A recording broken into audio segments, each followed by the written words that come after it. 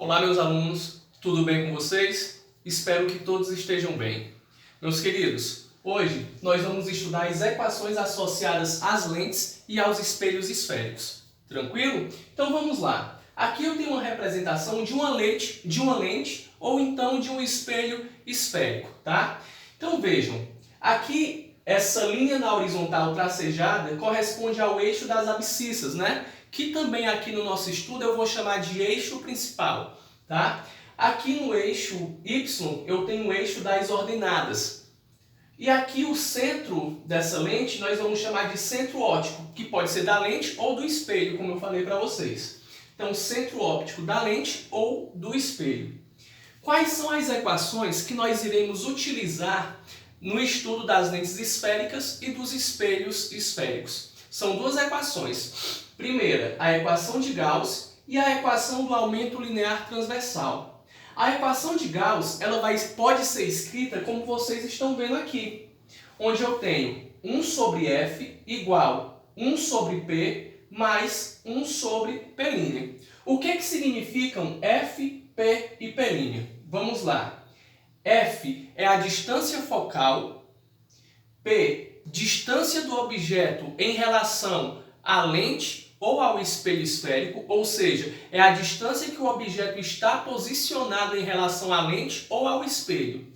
E o P' é a distância da imagem formada desse objeto em relação ao espelho ou à lente. Tudo bem? Então, 1 sobre distância focal igual a 1 sobre distância do objeto em relação à lente ou ao espelho, 1 sobre P', distância da imagem em relação à lente ou ao espelho esférico. Então, essa é a equação de Gauss e ela pode ser utilizada tanto no estudo das lentes quanto dos espelhos esféricos. Tranquilo, gente? Temos também a equação do aumento linear transversal. A equação do aumento linear transversal vai ser representada por essa expressão, onde eu tenho A, aumento linear transversal, igual a I dividido por O, igual a menos P' sobre P, onde I significa tamanho da imagem e O, tamanho do objeto real. Na apostila de vocês, vocês irão perceber que o I e o O estão representados respectivamente por Y' e Y, tá? Mas é a mesma coisa. O Y' corresponde ao I e o Y corresponde ao O. Tudo bem? Então vamos. I, altura da imagem do objeto, a imagem do objeto formada na lente, tá? Ou no espelho.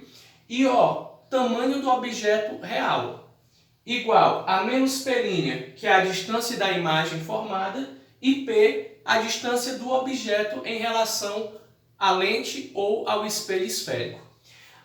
Essa expressão do aumento linear transversal, ela pode ser dividida nessas três equações aqui, onde eu tenho o aumento linear transversal igual à altura da imagem dividido pela altura do objeto.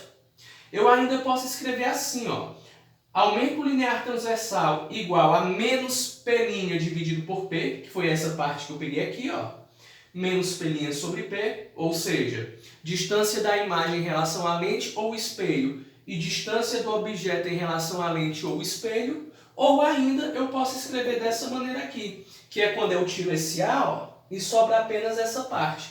Então eu tenho I dividido por O igual a menos P' sobre P. Então a expressão do aumento linear transversal pode ser reescrita de três formas diferentes, como vocês estão vendo aqui. Tudo bem? Então vamos ver aqui a convenção de sinais. Para as abscissas, distância do objeto em relação à lente ou ao espelho. P', distância da imagem em relação à lente ou espelho. E a distância focal, nós temos um elemento real.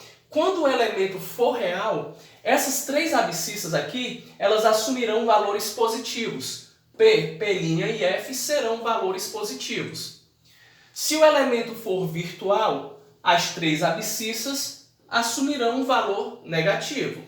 Vamos repetir. Se eu tiver um elemento real, as três abscissas assumirão valor positivo e se o elemento for virtual, as abscissas assumirão valores negativos. Tudo bem? Se eu tiver uma lente convergente, lente convergente ou um espelho côncavo, nesse caso, a distância focal vai ser maior do que zero, ou seja, vai ser um valor positivo. Se a lente for divergente ou o espelho convexo, eu tenho f menor do que zero, ou seja, valor negativo. Joia? Então vejam, lente convergente ou espelho côncavo, distância focal maior que zero, valor positivo. Lente divergente ou espelho convexo, distância focal menor do que zero, valor negativo. Para as ordenadas I e O, altura da imagem e altura do objeto. Então vejam, se o elemento estiver acima do eixo principal, eu vou ter para I e O valores positivos. Acima do eixo principal está aqui, essa linha tracejada na horizontal é o meu eixo principal. Então, quando o objeto, quando estiver localizado acima do eixo principal, eu vou ter valor positivo para I e para O. E quando o elemento estiver abaixo do eixo principal, ou seja, aqui embaixo, o valor de I e O será um valor negativo. Assumirão valores negativos para essas duas ordenadas. Tudo bem? Uma outra equação de importância é a equação da convergência ou vergência das lentes. Vamos escrever ela aqui no quadro também. Vou apagar aqui rapidinho para escrever essa equação para vocês. Então vejam, equação da vergência.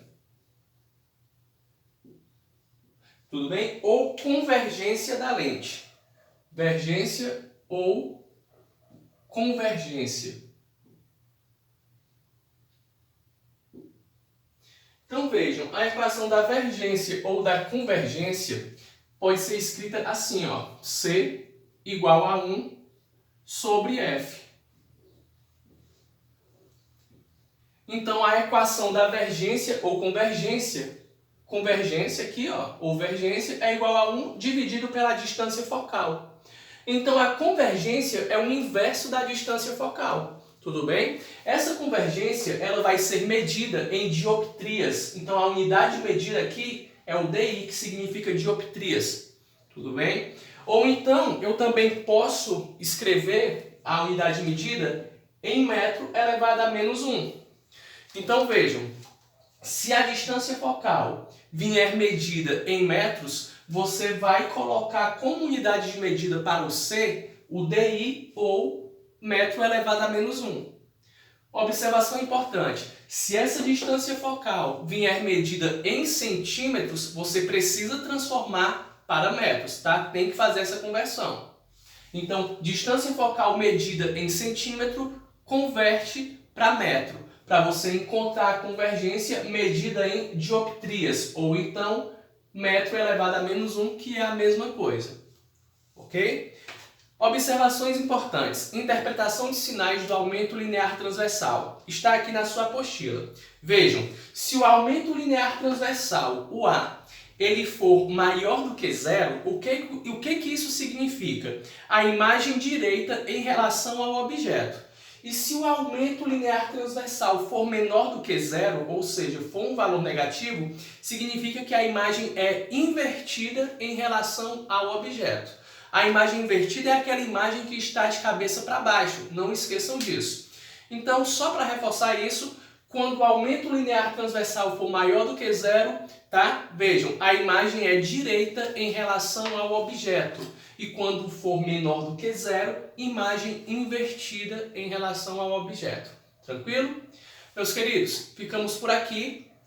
Façam as atividades mínimas e complementares da apostila de vocês. Um abraço e até a próxima. Tchau, tchau.